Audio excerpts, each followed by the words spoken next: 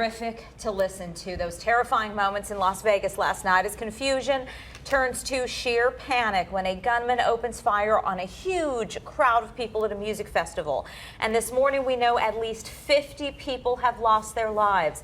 And police say at least 400 people, 400, have been hurt in this mass shooting just off the Las Vegas Strip. Boy, it's hard to imagine. It all happened right next to the Mandalay Bay, and that's where officers say the suspect, 64-year-old Stephen Paddock, opened fire from 32 stories up in that hotel. Paddock was later killed by police, they believe, but not before causing an absolutely terrifying scene. Witnesses describe absolute panic among the crowd of people at that concert. So we want to get you right to Las Vegas just directly behind me. Let's listen to Kristen Holmes. Holmes. To the 32nd floor and opened fire using an assault rifle onto an open-air concert with 30,000 attendees. They have just told us that, one, they have executed a search warrant on his hotel room, finding more than 10 rifles. And at this very moment, the police sheriff saying just seconds ago, they have gained entry into his residence in Mesquite. Again, this is now being called the worst mass shooting in modern U.S. history, with at least 50 people dead. We are looking in excess of 50 individuals dead and over 200 individuals injured at this point. Las Vegas Sheriff Joe Lombardo delivering tragic news this morning. And the mass shooting that took place Sunday night at a concert on the Las Vegas Strip is now the deadliest in modern U.S. history. Lombardo identifying the shooter as 64-year-old Stephen Paddock, described as a local resident. He cautioned, however, they're just beginning.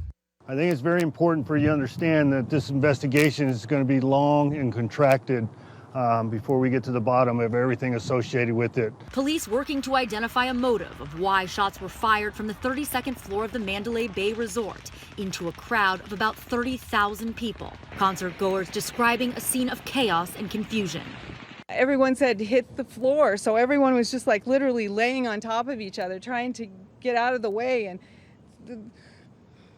the shots just kept coming. Jason Aldean, the country star performing at the time, has posted a message on Instagram saying he and his crew are safe, encouraging prayers for Las Vegas, and saying, "Tonight has been horrific. I still don't know what to say." And right now, we have also just learned from the police sheriff that 64-year-old Paddock took his own life before police entered into that hotel room to stop him. We are still getting more and more details, and we'll keep you updated as we learn more. Reporting live from Las Vegas, I'm Kristen Holmes. Now back to you. Kristen, thanks. So as she just mentioned, it did happen right after country music star Jason Aldean took the stage at the Route 91 Harvest Music Festival.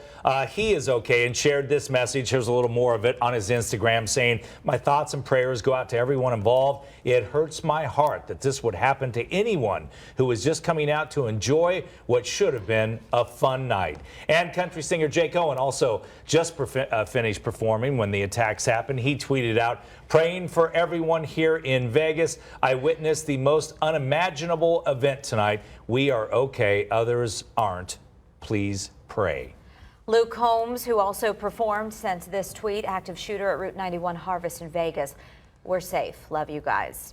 The president responding just a couple hours ago as well, tweeting about the attack, saying, "My warmest condolences and sympathies to the victims and families of the terrible Las Vegas shooting. God bless you." And our governor, Doug Ducey, also responded to it, sending out a short tweet very early this morning, reading, "Pray for Las Vegas." And as we all know, Las Vegas is one of the busiest tourist spots in the world. And overnight, it was very tough for people to get in and out of the city. Yeah, flights were restricted at the airport there in the hours after the shooting. Some were diverted right here to Sky Harbor Airport. So that's where Cameron is live at the airport with that part of the story. Cameron.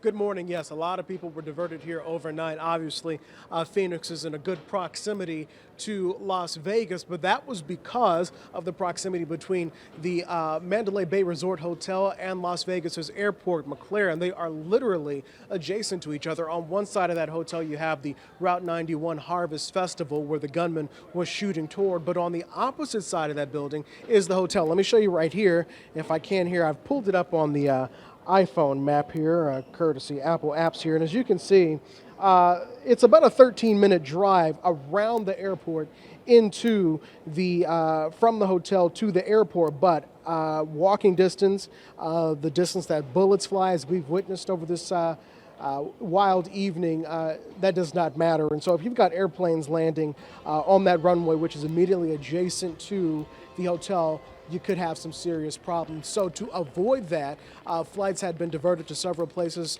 Phoenix being one of them, obviously, because it's extremely close. All of those flights have since left. We have not been able to find anyone who's been stuck here in the airport waiting for their flight. There are several flights that have left out this morning.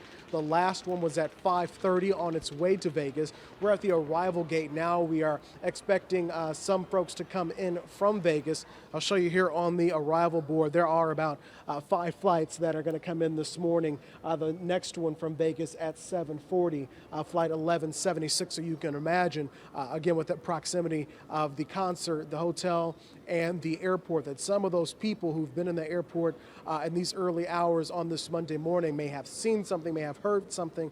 Of course, it's even possible that some of them were at that concert, but no doubt the airport was shut down. They went on lockdown, flights diverted. So the people who are going to come off these planes back here to Phoenix definitely have a story to tell. We're going to see if we can talk with some of them as they arrive here at Sky Harbor. For now, reporting live, Cameron Riddle for Arizona's Family.